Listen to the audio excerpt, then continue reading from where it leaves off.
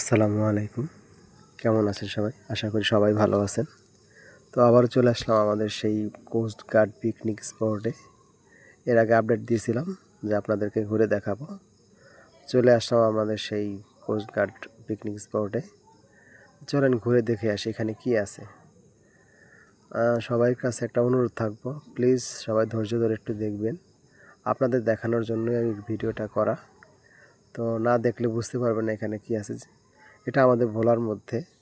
আমার ভোলাবাসী যারা আছেন এখনও আসেননি এখানে, তাদের জন্য আজকে এই ভিডিওটা করা।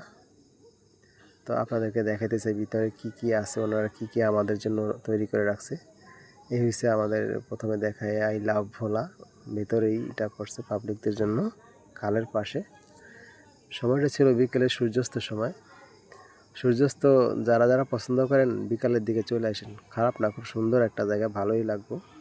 পাশে খালি কিছু জায়গা ছিল, এখানে পাবলিকদের জন্য মানে পর্যটকদের জন্য একটা টয়লেট করছে। ও হচ্ছে মিজান, আমার সাথে ওই থাকে। আমার ম্যাক্সিমাম ভিডিও তোরে আপনারা দেখতে পারবেন। এই খালি জায়গাগুলো এখানে আছে। এইখানে কিছু ছবি নিয়েছিলাম, কিছু ভিডিও বা তৈরি করছিলাম, অনেকগুলি ছবি নিছি। এই হচ্ছে খালের পাশের কিছু সিন।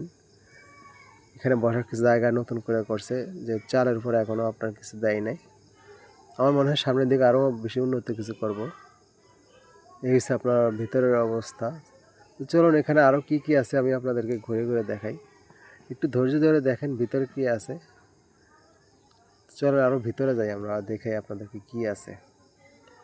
অনেকক্ষণ ছিলাম ওই পিকনিক স্পটে, খালের পাশে হাঁটছিলাম। কাশবন অনেক ফুল ছিল, ফুলগুলো তো অনেক আগে ফুটছিল, এগুলো এখন বৃষ্টির ইয়েতে ঝরে গেছে।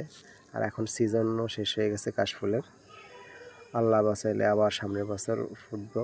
সব ফুল ঝরে গেছে, এখন সব সন কাইটা ফেলাইতেছে। এই হচ্ছে আপনার খালের পাশের জায়গাগুলি।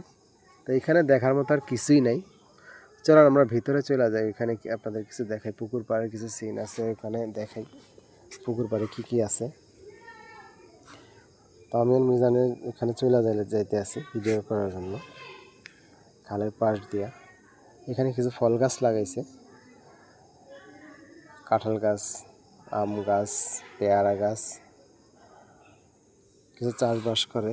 বেগুন গাছ আছে, নারকেল গাছ আছে। ওই যে দেখেন সূর্যের রূপ দেয়া আছে।